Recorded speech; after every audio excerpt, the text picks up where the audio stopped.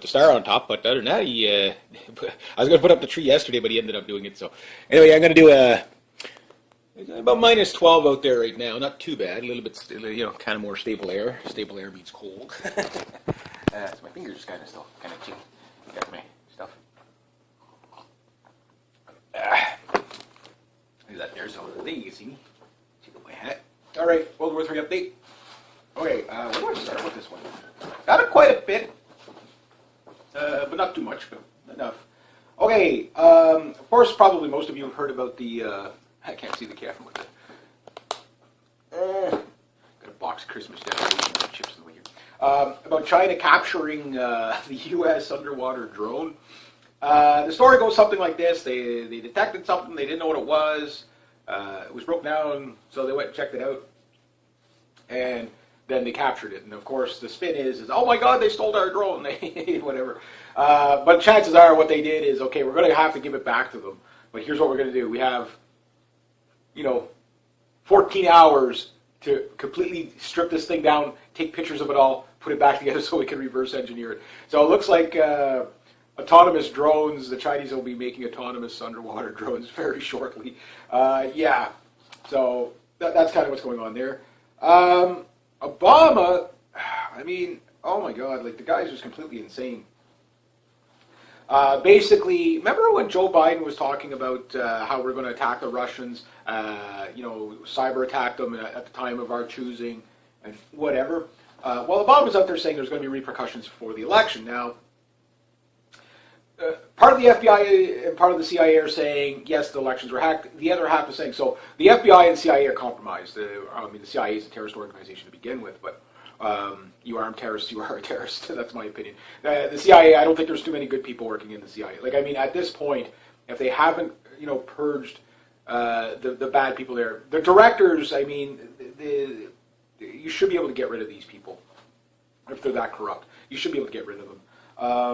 I think the whole NSA, DHS, FBI, you need a shuffle there. It just needs. This is getting ridiculous. You're there for rule of law, not for dictatorship. You know what I mean, like that type of thing. Get with the program. So yeah, Obama's out there saying yes, we're gonna get retaliation against Russia with cyber attacks on the time of our choosing. So Putin's out there's kind of. And the Chinese do this as well. It's like, okay, you accuse us of something, prove it. And that's what Putin is saying. Well, if you got proof, irrefutable proof, show it to people. They don't have the proof. That's the thing. They've tried every angle they can to steal the election from Trump. This whole media sensation of, again, this is going to come out as fake news with their whole war on fake news.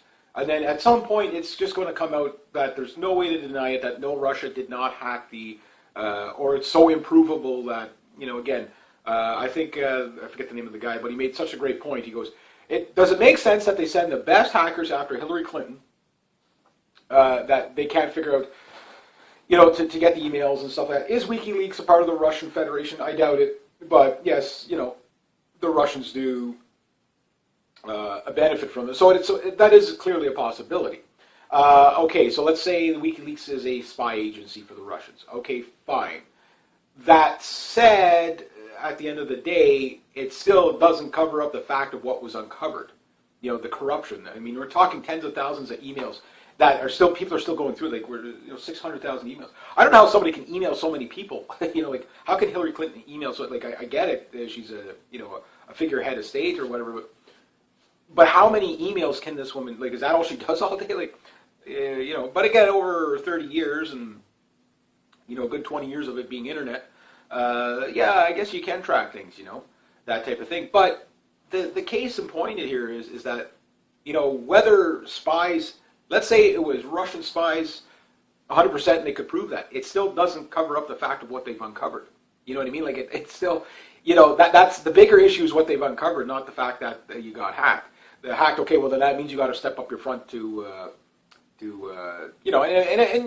if you do catch the Russians legitimately, fine, yes. Put sanctions on them. Why? Because that's an act of war, what they've done. That said, the kettle calling the pot black is kind of in play here because is this not what the CIA does? I mean, the DHS spies on every, with their the metadata. I mean, they spy on every single person pretty much in the country, let alone the world. I mean, they're on a daily basis for no reason whatsoever, saying that, oh, it's a great, a threat to our security if we don't spy on you. So, it's at a point of ridiculous. But anyway, yeah. So you send the most competent hackers to hack Hillary Clinton's emails that you can't trace. And then they turn around and send people that are going to draw you right back to Russia, after Trump, to hack the election. Which, I don't know how you hack a paper ballot. So, in some areas there's paper ballots. Now, that said, these are George Soros-owned voting machines in 16 of these states. And, nobody questions George Soros. I mean, look at the fake news. All these new, Snopes is one of them. I think NBC is the other one. These truth brigades that are coming out. One of the CEOs in Google saying that we're going to try to make it impossible for fake news to exist.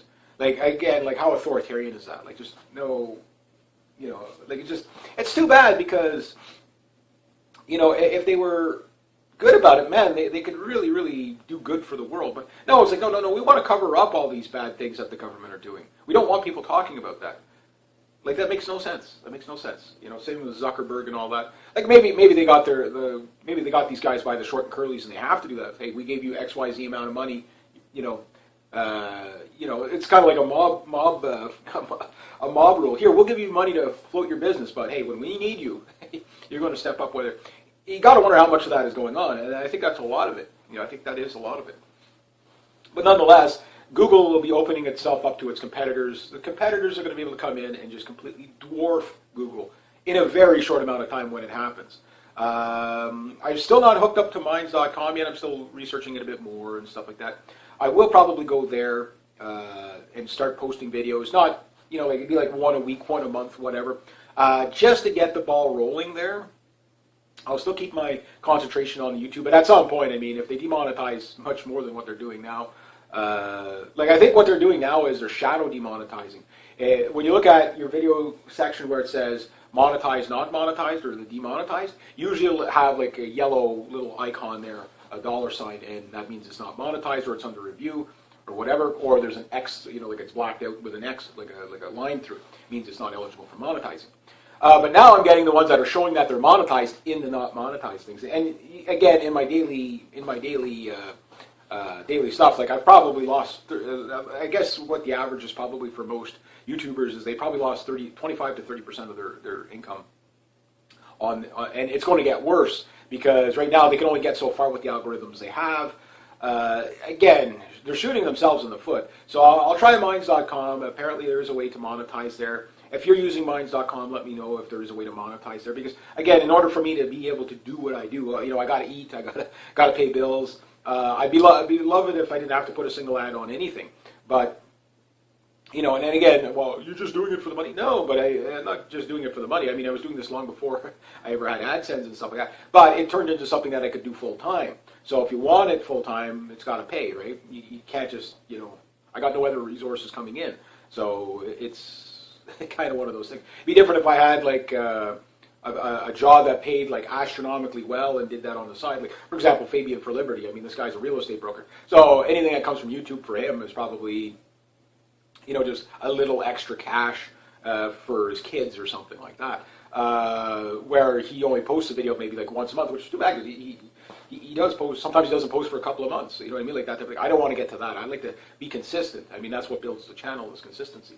But when the channel you're on is purposely targeting your group to get off of it, well, at some point, again, if I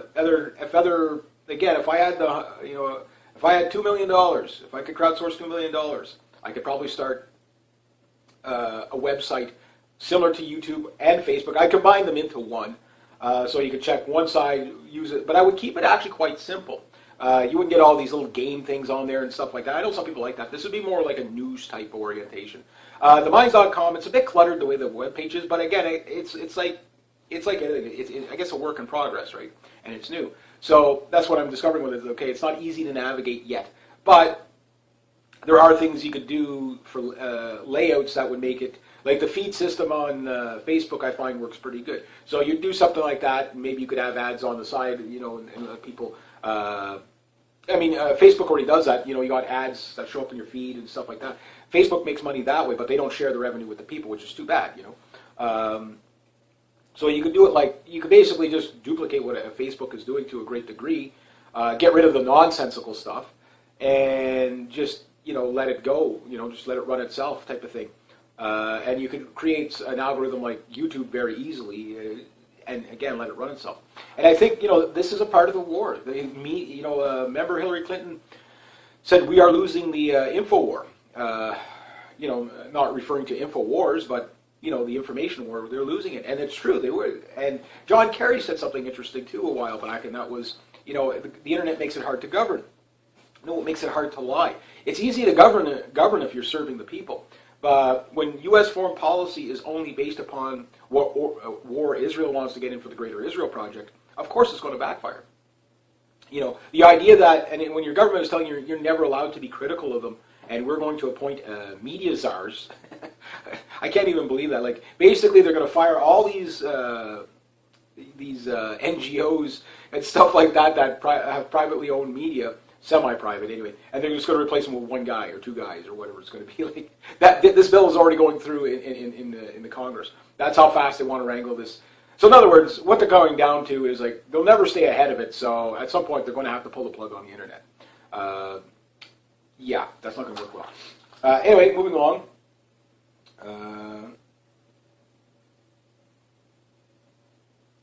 So again, with Obama talking about the possibility of, taking action against the Russians, again, we're already at war. It's a Cold War. Some people, I keep hearing, oh, wow, we're just starting Cold War 2.0. No, we've been in we've always been. Right after the fall of the Berlin Wall and stuff like that, and kind of like the death of communism is kind of, you might as well say, pointed to there. You could say that that was the death of the Berlin Wall. The Berlin Wall was the death of communism, and the Soviet Empire. That was kind of like the last thing to go. Maybe not the last thing to go, but one of the last things to go. And then in the early 90s, the Russian, I say the Russian economy never collapsed. They just, sold off. They're doing what the United States is doing openly now.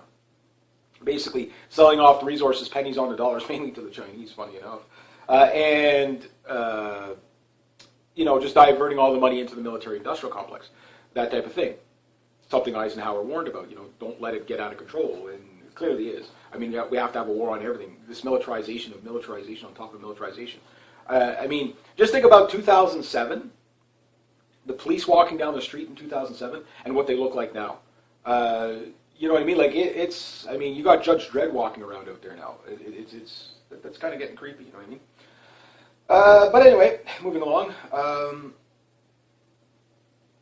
Obama committed treason with a military, telling the military basically to disobey Trump. One thing a president I don't think is allowed to do is to give orders to the military to disobey another leader. So even Trump's not allowed to do this. That's probably why he hasn't come out and said, don't follow the orders. Hint at it, whatever. There's ways to get around it. So I don't know if Trump has done that or not. But anyway, this is something Obama's doing, and people are saying, hey, whoa, that's treason. I don't know if they're going to take action on it, but this late in the game, yes, Obama is trying to get the war going with Russia. They're in desperation mode right now. The Electoral College made its vote yesterday. I don't know how it came out. I don't know if they count that up in a day or two or announce it when they announce it, but apparently you had Hollywood getting involved. And all these actors, I think they're going to kill their careers. Well, maybe not completely kill their careers. There's always going to be people that will support them or they don't give a shit either way. But, coming out there saying, making a plea to the Electoral College to not cast its vote for Donald Trump. But I'm like that. I don't even need to go on about that one. If you can't figure out what's wrong with that in itself, I can understand individuals, but when the Hollywood itself, again, I think Hollywood movies and stuff like that, you're starting to see them taking a dive. A lot of these guys are billionaires, multi-billionaires, but stuff like that. But I think you're going to see. Oh, my cat's going out there. Cat. Oh, she's like shaking. She's like, it's damn cold out here. Come on, Missy. Poor girl. Got a catacube. Eh? You got snow in your tail. Eh, poor girl. Totally frozen. Oh, shaking her paw and everything. Eh? I'd say come here and I'll pet you, but I don't want to pet you. You're cold. Yeah, you're all full of snow. Yeah, got a catsicle there. Anyway, so shaking the snow off her feet. Poor thing. Well, you were stupid enough to go outside. I mean, you know, she was out there for like 10 minutes. That was pretty good. But anyway, moving along here. The election still is a big part of what's going on here, and very important to how this can play out. It's a long way till it's still a month till his inauguration if he made it. I don't know if they will kill Trump. I don't think they can, because there would be an instant slaughtering of leftist politicians if that ever happened.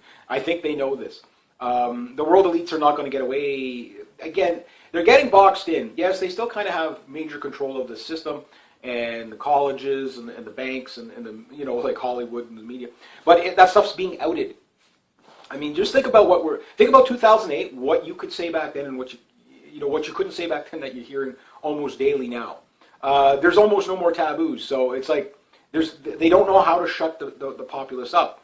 So this is a revolt and an uprising. So they have to take us to war soon, extremely soon, because if not, they're going to lose the plot, and no one's going to go along with it. All I'll say, anybody in the sound of my voice, you know what?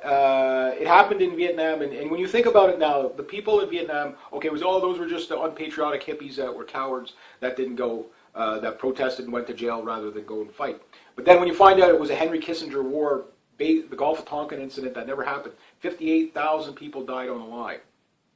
58,000. In a war over, God knows, what was Vietnam over? You know what I mean? What was it really over? I mean, there's the textbook, the history books, they don't even really give you a clear definition of what it was over. Oh, well, the communists were moving to this area and they didn't want them to be there. So, there was communists in other areas all over the place there. You know? It made no sense. That whole war was fake. And then talk about the millions of Vietnamese that died because of that. There was no reason to go there. There was no reason to go there. Weapons of mass destruction. Again, all this fake news out there. Again, that's a big one. All the major media was saying we have to go and get Saddam because of weapons of mass destruction. And then when it was found out it was a lie, they stay silent. So it's not only what they report; it's what they don't report on.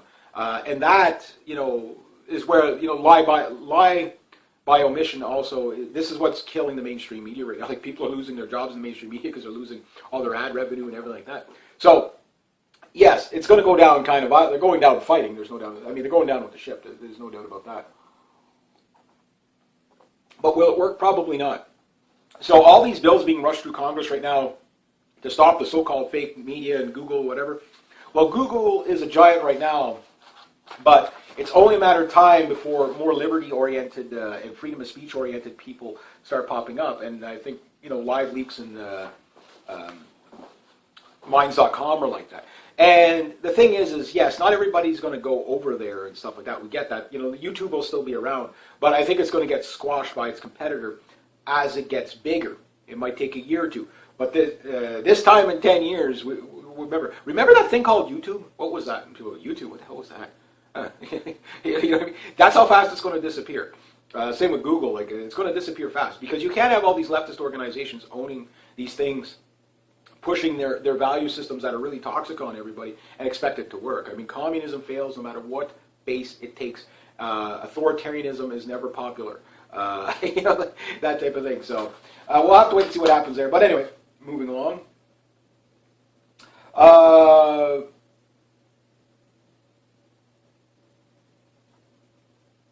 Okay, so basically, with the fall of Aleppo from the U.S. side and the retaking of Aleppo from the Syrian side,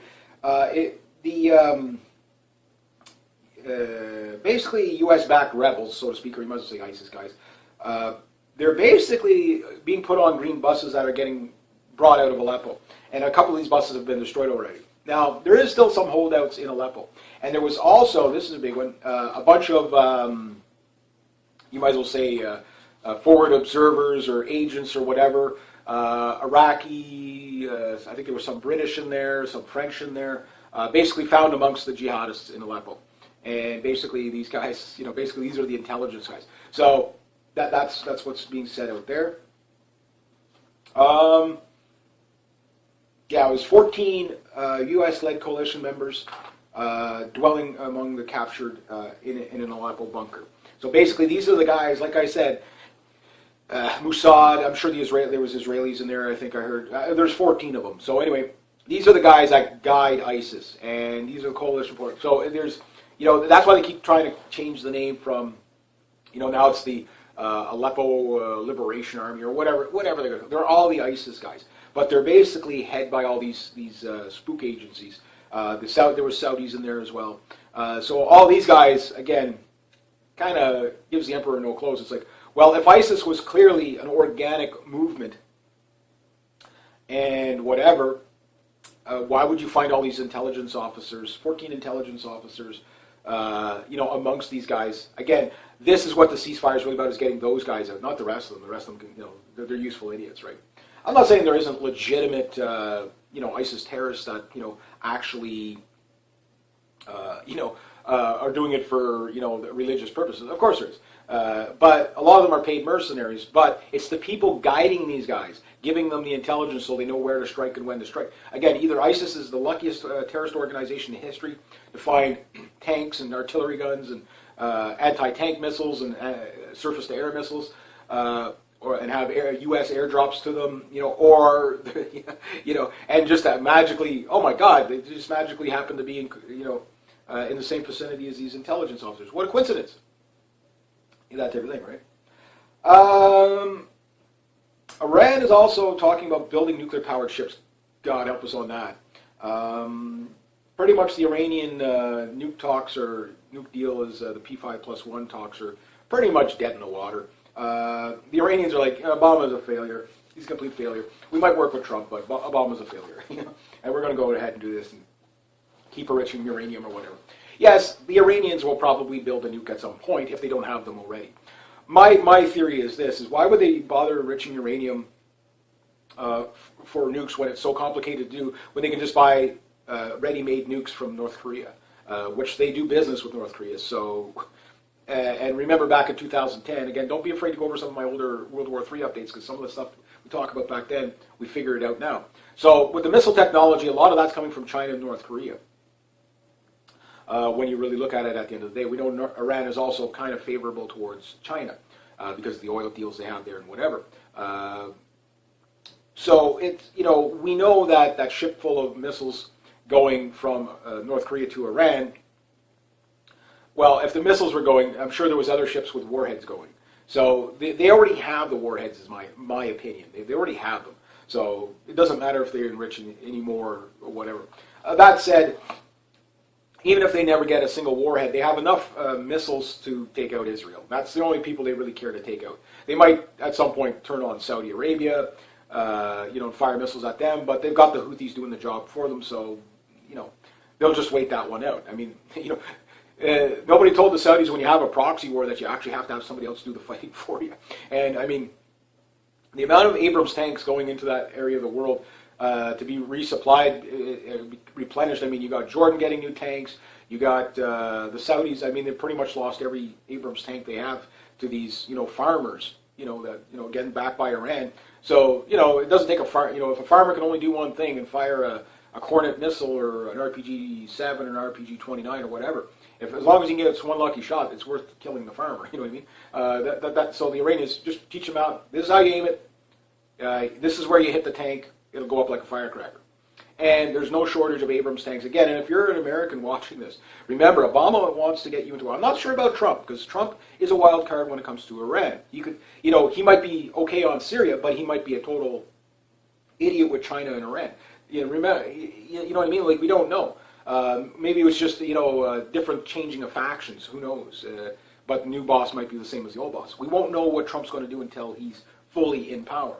But that said, if you're an American watching this and you're an American tank crew, you need to see what happens to these tanks. All tanks burn, but these Abrams are going up like you wouldn't believe. They're getting hit in the hull, and it's the Chalbam armor is just not working. It's outdated.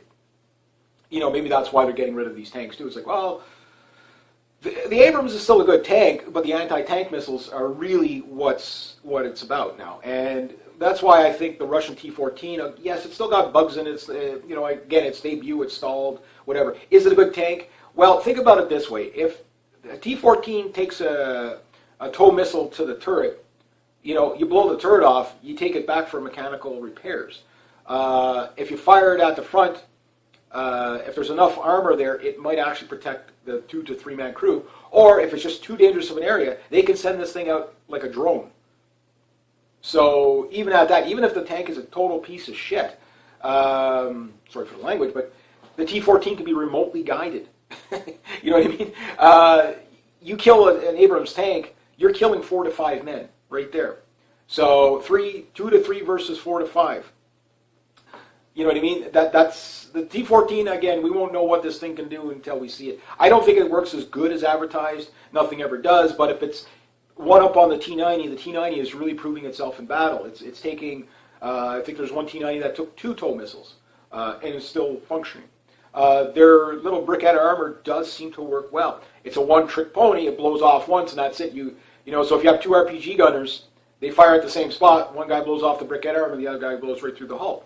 That type of thing. The Challenger tank, its armor, would it stand up to the modern? I think all these tanks are going to have to be redesigned. But the Abrams tank is now turned into the new Sherman, the new Tommy burner. Can't stress that enough. But speaking of them, 1,600 more going to the Netherlands between now and the end of 2017. So again, more build up. That type of thing. On a side note, Canada beat Finland last night in the hockey game 4 or 5-0. It's like, go Canada, go. Just sorry, I thought I'd throw that little blow in there. It looked like it was a good game. I only caught the highlights there, but it looked like it was a good game. But yeah, so it's showing that these tanks are outdated. So maybe that's why, and the U.S. is notorious for doing this. Okay, well, F-4 Phantoms are not as good anymore. We've got the F-18s replacing them. Let's sell off the F-4 Phantoms, and we'll make money off of it anyway. But they're outdated.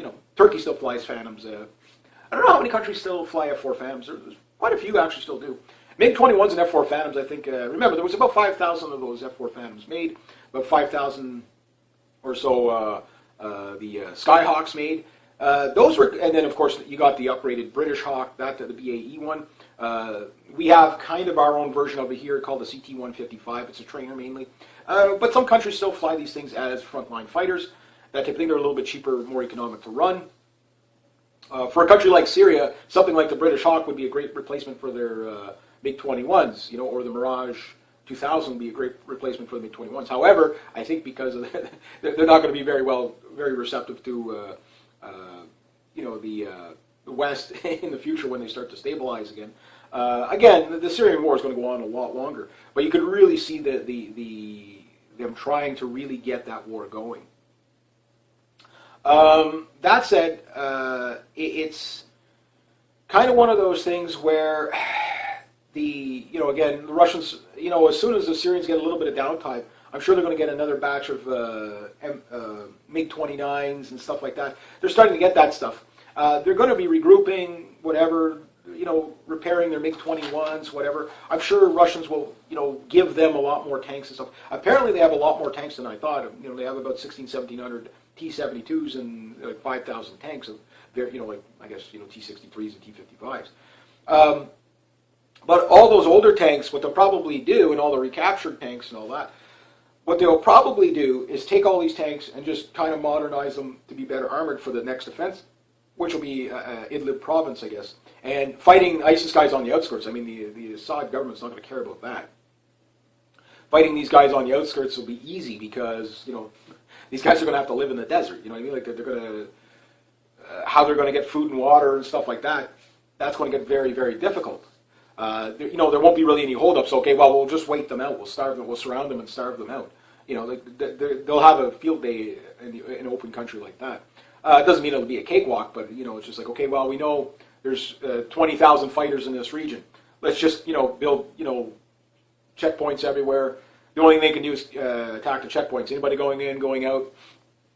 This will be like a zone where monitor it long enough, figure out, okay, well, we can make an attack here, push in, and just slowly crowd them in. If it takes 10 years, they won't care. Like, I mean, if it takes 6 months, it won't matter. The point is that, you know, they've got them on the ropes, is that case. But anyway, moving along. Of course, you guys probably heard of, yesterday was a very busy day for the terrorists. Looks like they killed a Russian ambassador in Turkey.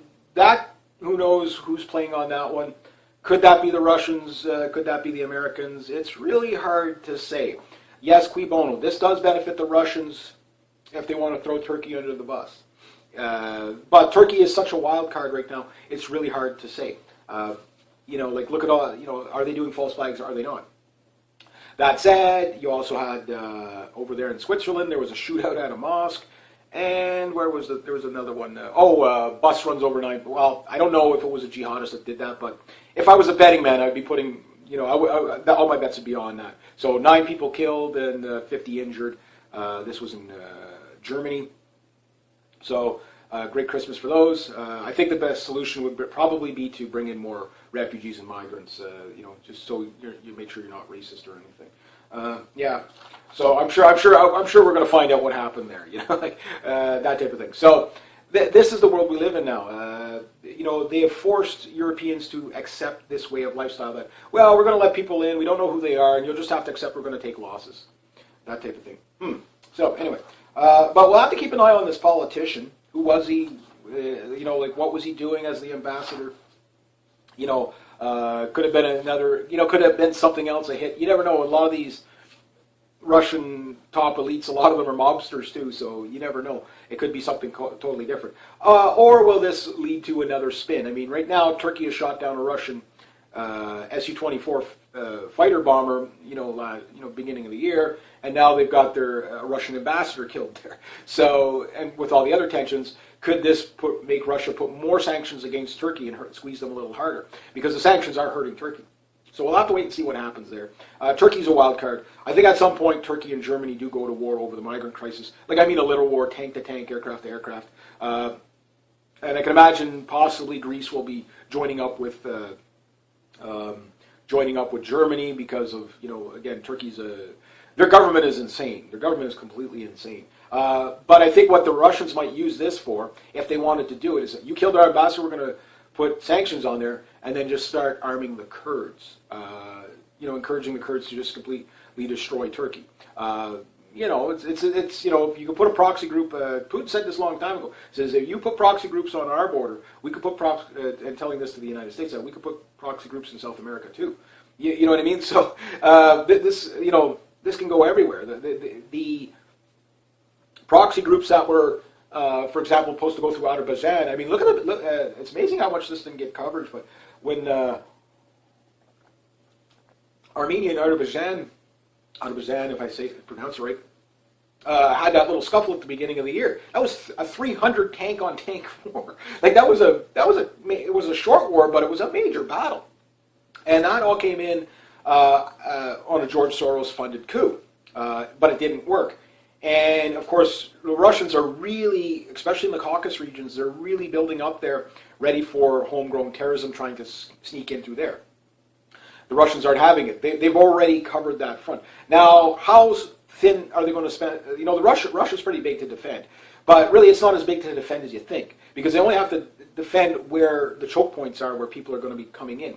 So you notice you don't hear about massive migrant floods into Russia. They've gotten out ahead of that militarily. They are training up their Chechen forces like you wouldn't believe. So I think anybody steps out of line in Grozny, Chechnya, you know, bordering with Kazakhstan or Uzbekistan or wherever, anybody trying to come in through that route, or Azerbaijan or Armenia, it's not going to work because they're already on top of it. So they already know who the George Soros funded organizations are in all these countries. So they're going to be out ahead of that anyway. Kind of a little off topic, but something that I think is very important. Mount St. Helens looks like it's starting to erupt a bit again. And usually you get a small eruption before a big eruption. When Mount St. Helens blew in 1980, it cooled the planet by 1 degree and slowed the rotation of the Earth ever so slightly.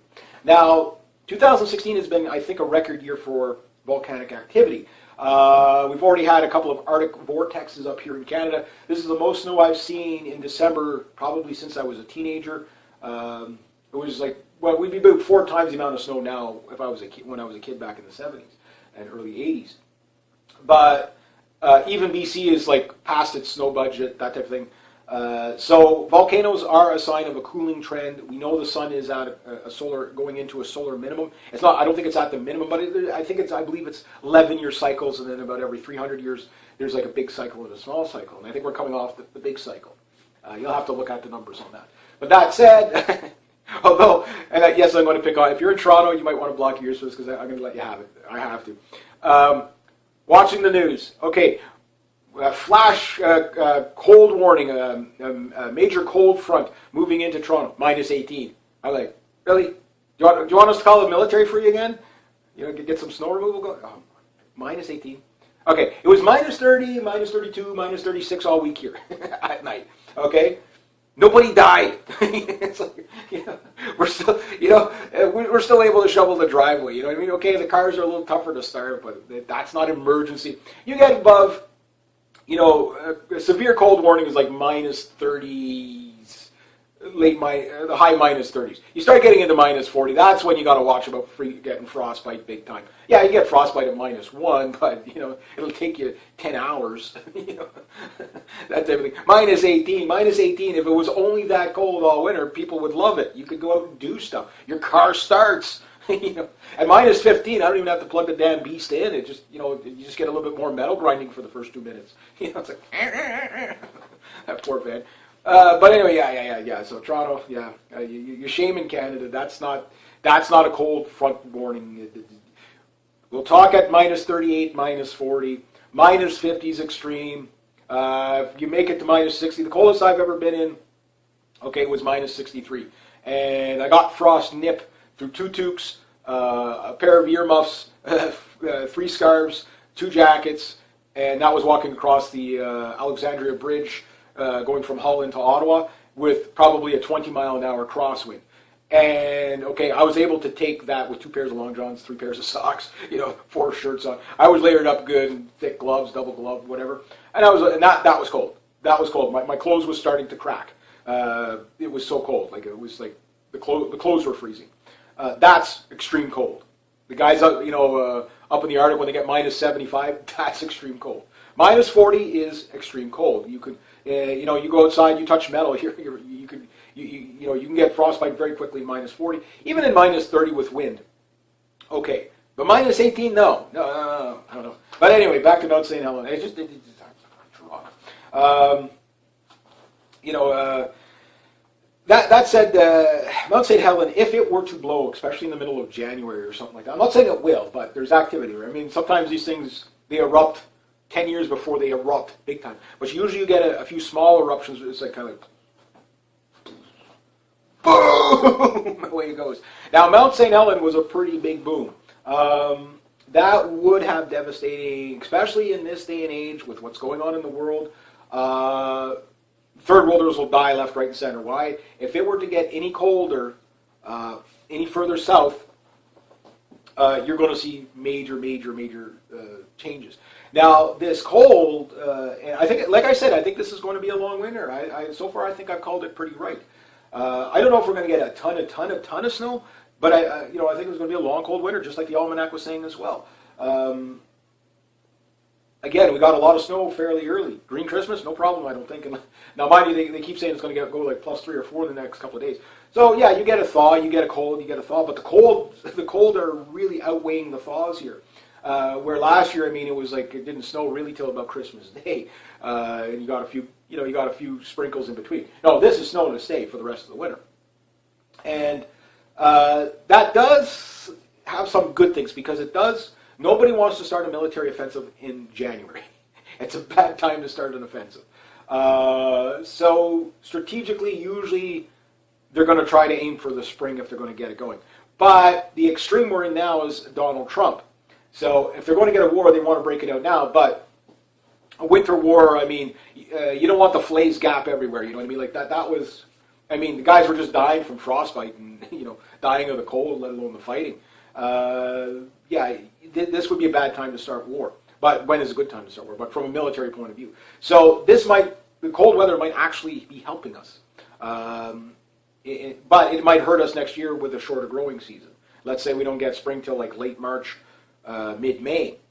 Means gardens won't go in here until about June, right? So these are things to consider. So if we're starting to see shorter growing seasons, this also makes it harder for the military to start a war, because then they have to ration towards the military, that type of thing. So again, don't be afraid to buy a couple extra bags of rice. $10 a month, 18-pound bag of rice. Store them in jars to keep the weevils out of them. Yeah, you get sick of rice, but it's cheap and it's a lot for little. That said, moving along. So you've got Japan and Sweden out there again. Japan's telling its people how to act during a nuclear war. They're basically giving them information on that. Same with Sweden. And this has been rhetoric all this year: prepare for war, prepare for war, prepare for war. We've seen, bunker training in Russia, that type of thing, which is kind of normal for the Russians. But the sensationalize of it, like for example, in 2013, 60 million people were in on that drill. Basically how to get to your bunkers and in the Russian cities. And the last one this year was 40 million. It was less for people participating. But there was a lot of other things added onto there that was a little bit different. But the hype of it is what you have to look at. The hyping of it is, a lot of it's coming from NATO. And the reason why that's important now is NATO just trying to keep itself relevant and get extra funding. I mean, it's getting to the point where, people are pointing out how ridiculous the Red Scare is right now. Everything is blamed on Russia. Even to the point where leftist organizations are starting to, say, look, Hillary, you didn't lose because Russia hacked the election. You lost because your policies are bad. Like they're horrible. Like nobody wants Rothschild, Rockefeller policies. Unfortunately, here in Canada, people are way too asleep in a sense. But they're waking up to the Trudeau policies, which is basically, and I'm not saying this as a figure of speech, I'm saying this literally, that George Soros is pretty much behind the scenes running our country. This is pretty much openly admitted in Parliament, with John McClellan saying, oh yes, we're working with the refugees and doing this with our good friend George Soros. So, if he's that far into the government, and then look at all the United Nations Agenda 2030 stuff, that's all they talk about in Parliament, is gender parity and women's this and women's that, and Trans-Pacific Trade Partnership. Rothschild, Rockefeller, there you go. They're running our country. Maybe they always have been, whatever, but there is no sovereignty in Canada anymore at the moment. Not until we can get possibly a good nationalist party to come up and take charge in the next election. That's the only real way out of this. If Trudeau gets back-to-back 8-year run, or does a 12-year run, there is no more Canada. We'll probably hear about secession movements probably within Trudeau's 3rd year, because of the way the economy is going and everything like that. You've always had secession movement up here in Quebec, more of Eastern Quebec than anything.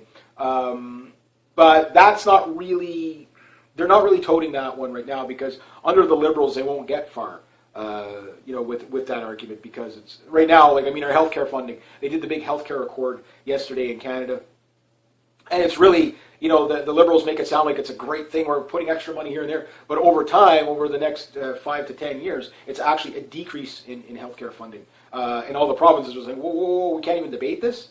You know what I mean? So even there's mutiny on their own ship here, you know what I mean? All these leftist, liberal provincial governments and NDP governments, which should be completely in lockstep with the Liberals on a lot of this stuff, it's like, whoa, but what it is we're broke. It's that simple, we're broke. Don't get sick. Don't get sick. You'll die waiting for treatment. At a time when we're flooding in, these refugees are costing on average $6,000 a piece to the Canadian taxpayer. Times that by 25,000, then we wonder why we're broke. You know what I mean?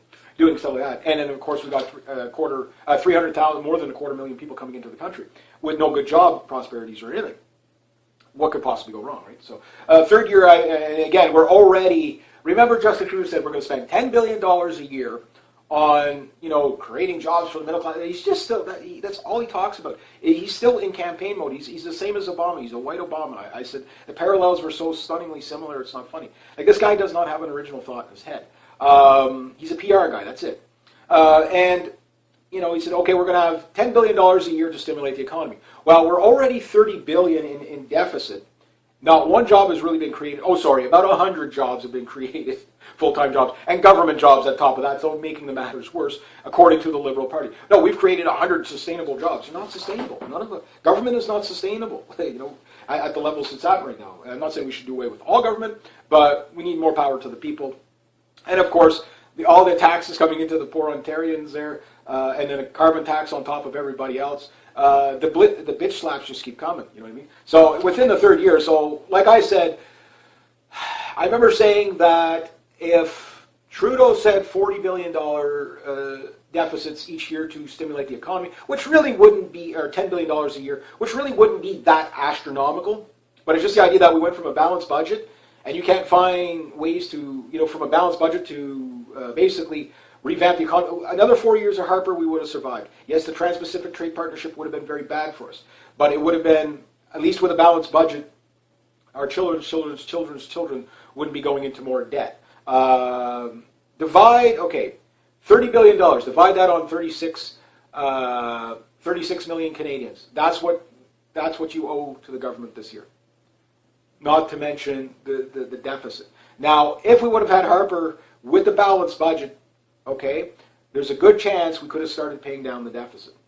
Which, would they do it? They'd probably balance it to a point where, okay, we're not going to pay it down too fast because then our dollar will get too strong, and then, they're a globalist, so they want to keep a low, lower currency. But we would have been at, the conservatives kept us pretty much at parity with the Americans. So it made free trade really, it didn't matter if you're using our currency or their currency. Okay, today, Canadian dollars, a buck, I think at one point we were like $1.18 to the American. The Americans, had to pay $1.18 for $1 Canadian dollar. So it's very easy to get Canada back on top. We could be the most powerful non-nuclear, by choice, superpower on the planet if we had an honest government, but we don't. So now our dollar is right back to where John Chrétien had us back in the 70s, soon to be into the 60s. Great for exports because, all these liberals own export companies, right? So, they're making money hand over fist, but piss poor for our, the common man's purchasing power, that type of thing. And bad for border trade, for the daily consumer. Why? Because Canadians can't afford to go shop in the States anymore. Good for the Americans, but not so good for us, that type of thing. Because you know how many Canadians I know that would go across the border to buy a car, pay the tariff, and still come out $4 to $5 grand cheaper when our dollar was at parity? We'd go in the States and we'd buy a car with a more powerful dollar, okay, which was good for them, because we don't make a lot of cars here anyway. It was good for them. We'd pay the penalty tax at the border, the tariff on it, get the car back into Canada, boom, they win, we win, that type of thing. So bad for dealerships here, so they kind of stomped down on that, but the idea gave, if you were talking about it from a prosumer point of view, it was a good deal. But now you can't do that. Now Americans, are they coming up here buying our cars? Not really. Maybe some of them are at the borders. Okay, well, I'll go to that dealership in Hamilton or something like that. Just jump across the border, see if we can get across. But they put so many tariffs and taxes that it's impossible almost to do, right? So we'll have to wait and see what happens. Personally, I don't know why we don't have the first Canadian car. The Abro car was probably the closest we had to the first production Canadian car, but it never went into mass production. And it's not like Canadians can't build incredible cars. The plethora proves that. You got a 3-4 second or 2.8 second car. It's 4 miles to the gallon. You've got the 45 Magnum car. That looks like the most awesome go-kart ever built. There's a 3-wheeled, I forgot, it might be called the Excalibur. You've got these vehicles in small numbers coming out of Canada, but because we don't have nationalist governments to push that, and then there's I think the Flaherty, I can't say it right, but these are hypercars built in Canada. I don't know how many. If I had the money for them, would I buy a C3 Corvette or a Plethora? Well, Plethora I couldn't afford. It's like $250,000, but if I was a spender and believed in my country, I would start buying these cars. But the Magna, the 45 Magnum, that thing I think you can get it like 60 grand. Mind you, it's open. It's like a Formula One car with 2 seats. It's really, really cool looking car. But not built on mass scale. Why? Because they're These cars, they don't have the big auto unions behind them and stuff like that. These are enthusiast cars. But that said, humble starts. But anyway, I digress. So next to that, you got 66% of, oh geez, almost running out of time here. 66% of the United States Navy surrounding China. And I guess that's about it. So the Chinese aren't happy about that. We'll have to wait and see what happens with the drone. But the 1,600 tanks going to the Netherlands, over between all next year, I think is going to be a big thing of more buildup. Again, we don't see anything coming back or rotating as much. It's more going there. We're going to put them in the caves. There's caves like in Norway and stuff like that they got all these tanks there. Just to have them there, okay, well, whatever.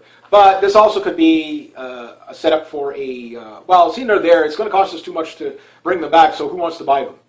We'll give you a good deal on it, and out comes the new Abrams 2 or whatever.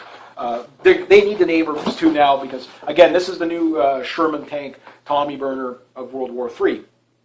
I would not, the footage I'm seeing, I mean, yes, even Leopard tanks are they're hammered pretty bad, the older Leopard tanks. Our 2A4s that we got that we've updated with 2A6 technology, and the 2A6s we have might not be good enough anymore.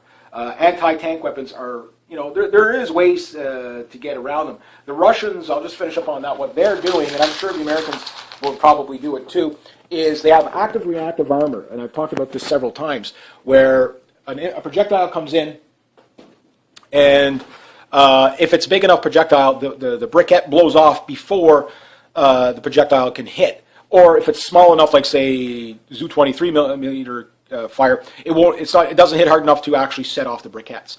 So that type of thing. So it'll only go, blow off if it's something that can actually destroy the tank. How well does that technology work? I don't know, but I'm thinking you have 3 layers of these briquettes.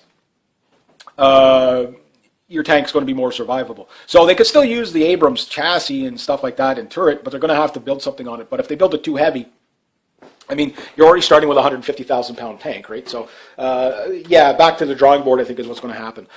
Anyway, I'll leave it at that. So if you like this kind of content, please consider making a donation channel. Links down below. Thank you so much to everybody who has. Next time, rate, subscribe, share, comment, like. Be true to yourself. Be true to others. Always do the right thing. And have yourselves a great day. Hey, hi, and welcome. And check it out. Yeah, I forgot to put the star on top, but other than that, I was going to put up the tree yesterday, but he ended up doing it. So anyway, I'm going to do about minus 12 out there right now. Not too bad. A little bit, kind of more stable air. Stable air means cold. So my fingers are kind of still kind of chippy. Got my stuff. Look at that there. So there you can see me. Check out my hat. All right, World War III update. Okay, where do I start with this one? Got it quite a bit. But not too much, but enough. Okay, of course, probably most of you have heard about the, I can't see the camera. Got a box of Christmas decorations, chips in the way here. About China capturing the U.S. underwater drone. The story goes something like this. They detected something, they didn't know what it was. It was broken down, so they went and checked it out. And then they captured it. And of course, the spin is oh my God, they stole our drone, whatever. But chances are what they did is, okay, we're going to have to give it back to them. But here's what we're going to do. We have, 14 hours to completely strip this thing down, take pictures of it all, put it back together so we can reverse engineer it. So it looks like autonomous drones, the Chinese will be making autonomous underwater drones very shortly. So that's kind of what's going on there. Obama, I mean, oh my God, like the guy's just completely insane. Basically, remember when Joe Biden was talking about how we're going to attack the Russians, cyber attack them at the time of our choosing and whatever? Well, Obama's out there saying there's going to be repercussions for the election. Now, part of the FBI and part of the CIA are saying, yes, the elections were hacked. The other half is saying, so the FBI and CIA are compromised. The CIA is a terrorist organization to begin with, but you armed terrorists, you are a terrorist. That's my opinion. The CIA, I don't think there's too many good people working in the CIA. Like, I mean, at this point, if they haven't, purged the bad people there, the directors, I mean, you should be able to get rid of these people if they're that corrupt. You should be able to get rid of them. I think the whole NSA, DHS, FBI, you need a shuffle there. I mean, it just needs. This is getting ridiculous. You're there for rule of law, not for dictatorship. You know what I mean? Like, that type of thing. Get with the program. So yeah, Obama's out there saying yes, we're going to get retaliation against Russia with cyber attacks on the time of our choosing. So Putin's out there kind of, and the Chinese do this as well. It's like, okay, you accuse us of something, prove it. And that's what Putin is saying. Well, if you got proof, irrefutable proof, show it to people. They don't have the proof. That's the thing. I mean, they've tried every angle they can to steal the election from Trump. This whole media sensation of, again, this is going to come out as fake news with their whole war on fake news. And then at some point, it's just going to come out that there's no way to deny it, that no, Russia did not hack or it's so improvable that, again, I think, I forget the name of the guy, but he made such a great point. He goes, does it make sense that they send the best hackers after Hillary Clinton, that they can't figure out, to get the emails and stuff like that? Is WikiLeaks a part of the Russian Federation? I doubt it. But yes, the Russians do benefit from this. So that is clearly a possibility. Okay, so let's say WikiLeaks is a spy agency for the Russians. Okay, fine. That said, at the end of the day, it still doesn't cover up the fact of what was uncovered. The corruption. I mean, we're talking tens of thousands of emails that people are still going through. Like, we're 600,000 emails. I don't know how somebody can email so many people. Like, how can Hillary Clinton email so? Like, I get it. She's a figurehead of state or whatever. But how many emails can this woman? Like, is that all she does all day? Like, But again, over 30 years and a good 20 years of it being internet.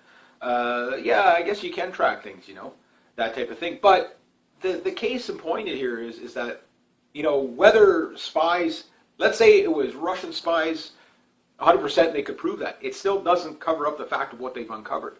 You know what I mean? Like, it's still, that's the bigger issue is what they've uncovered, not the fact that you got hacked. The hacked, okay, well then that means you got to step up your front to if you do catch the Russians legitimately, fine, yes, put sanctions on them. Why? Because that's an act of war, what they've done. That said, the kettle calling the pot black is kind of in play here, because is this not what the CIA does? I mean, the DHS spies on every, with their the metadata. I mean, they spy on every single person pretty much in the country, let alone the world. I mean, they're on a daily basis for no reason whatsoever, saying that, oh, it's a great, a threat to our security if we don't spy on you.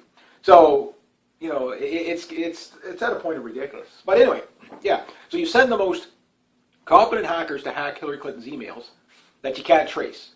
And then they turn around and send people that are going to draw you right back to Russia, after Trump, to hack the election. Which, I don't know how you hack a paper ballot. So, in some areas there's paper ballots. Now, that said, these are George Soros-owned voting machines in 16 of these states. And, nobody questions George Soros. I mean, look at the fake news. All these new, Snopes is one of them. I think NBC is the other one. These truth brigades that are coming out. One of the CEOs in Google saying that we're going to try to make it impossible for fake news to exist. Like, again, like, how authoritarian is that? Like, just no, like, it's too bad, because, if they were good about it, man, they could really, really do good for the world. But no, it's like, no, we want to cover up all these bad things that the government are doing. We don't want people talking about that. Like, that makes no sense. That makes no sense. Same with Zuckerberg and all that. Like, maybe they got maybe they got these guys by the short and curlies, and they have to do that. Hey, we gave you XYZ amount of money, it's kind of like a mob rule. Here, we'll give you money to float your business, but hey, when we need you, you're going to step up with it. You got to wonder how much of that is going on, and I think that's a lot of it. I think that is a lot of it. But nonetheless, Google will be opening itself up to its competitors. The competitors are going to be able to come in and just completely dwarf Google in a very short amount of time when it happens. I'm still not hooked up to Minds.com yet. I'm still researching it a bit more and stuff like that. I will probably go there and start posting videos. Not, it'd be like one a week, one a month, whatever. Just to get the ball rolling there. I'll still keep my concentration on YouTube, but at some point, I mean, if they demonetize much more than what they're doing now, I think what they're doing now is they're shadow demonetizing. When you look at your video section where it says monetized, not monetized, or the demonetized, usually it'll have like a yellow little icon there, a $sign, and that means it's not monetized or it's under review. or whatever, or there's an X, like it's blacked out with an X, like a line through it. It means it's not eligible for monetizing. But now I'm getting the ones that are showing that they're monetized in the not monetized things. And again, in my daily daily stuff, like I've probably lost. I guess what the average is probably for most YouTubers is they probably lost